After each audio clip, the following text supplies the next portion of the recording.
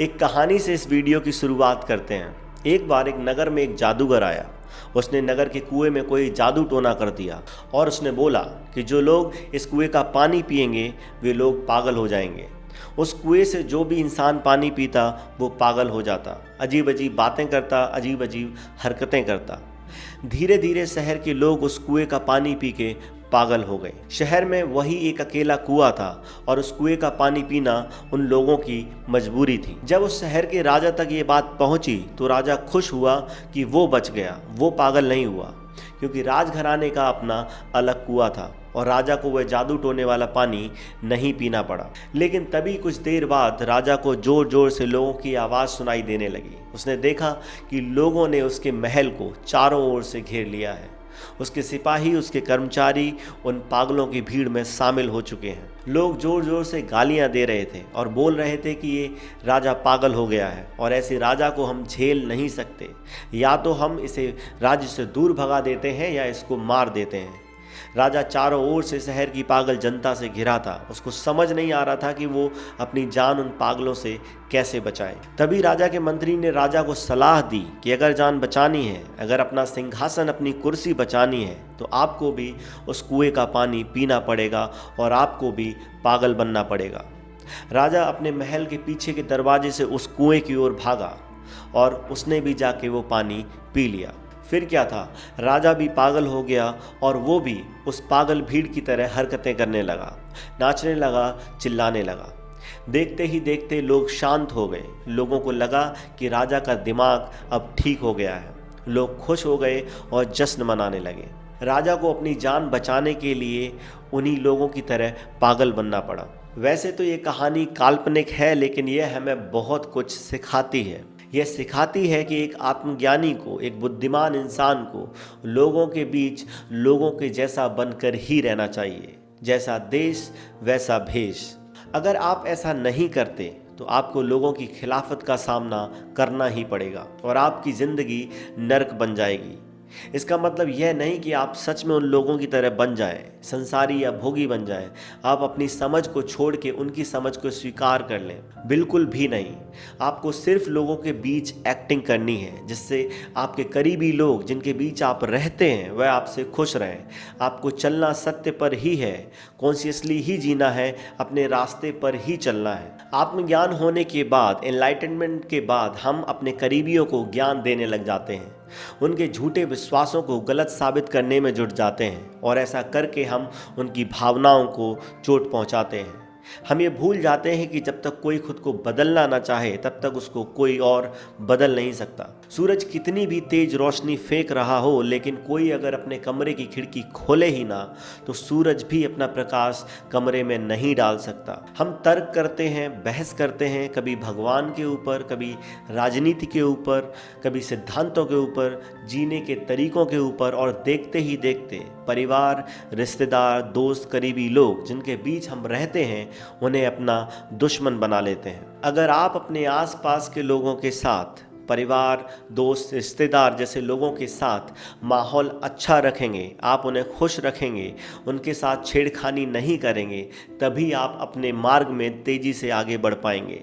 नहीं तो आपको बहुत दिक्कतों का सामना करना पड़ेगा। लोग अपनी चाहतों, अपनी इच्छाओं के चश्मे से इस दुनिया को देखते हैं, इसके असली रूप को, जीवन के सत्य को ना तो उन्होंने कभी जानने की कोशिश की, और गलती से अगर सच सामने उनके आ भी जाए तो वो उससे नज़र फेर लेते हैं।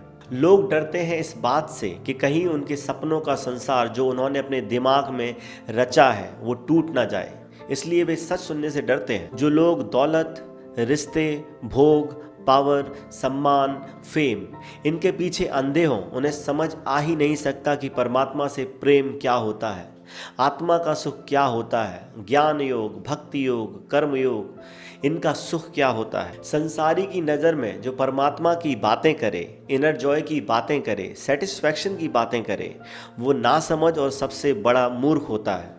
एक और बात मैं आपसे कहूँगा कि इस संसार में हमारी किसी के प्रति कोई जिम्मेदारी नहीं है, सिर्फ अपने को छोड़ के।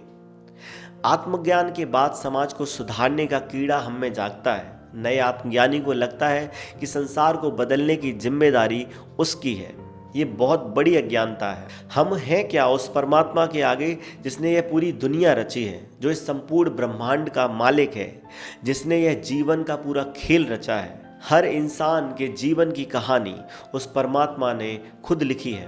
परमात्मा सर्वशक्तिमान है और ब्रह्मांड की जिम्मेदारी संसार और संसार के लोगों के जीवन की जिम्मेदारी उसकी है, हमारी नहीं। और ना ही हमारे पास उतनी क्षमता है।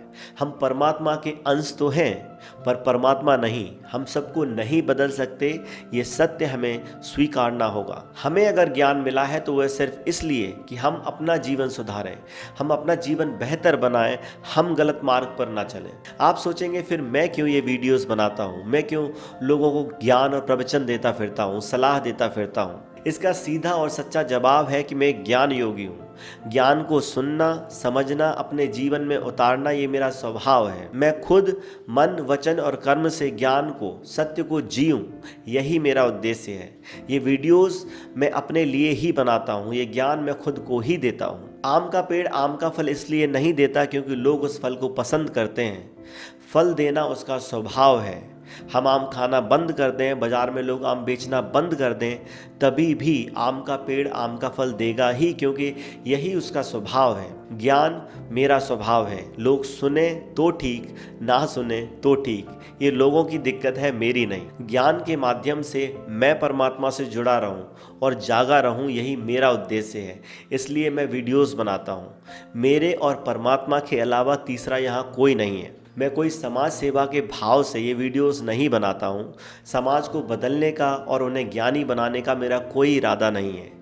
ज्ञान को सुनना, समझना, लिखना, बोलना और जीना, यह मेरा स्वभाव है, जिससे मुझे इनर जॉय मिलता है, मुझे आत्मसंतुष्टि मिलती है, मुझे खुशी मिलती है। अंत में मैं आपसे यही कहूँगा, आप लोगों से बहस से बचें, लोगों को अपने ढंग से जीने दें, उनके बिलीव्स के साथ छेड़छाड़ ना करें, चुप रहें, वही बोलें जो लोग सुनना चाहें, जो लोगों को सुनना पसंद हो।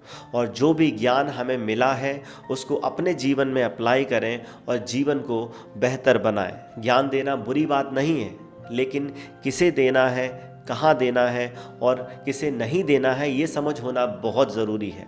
नहीं तो माया के नशे में डूबे हुए लोगों से पंगा लोगे तो समझो हमारी कुटाई पक्की है, हमारी पिटाई पक्की है।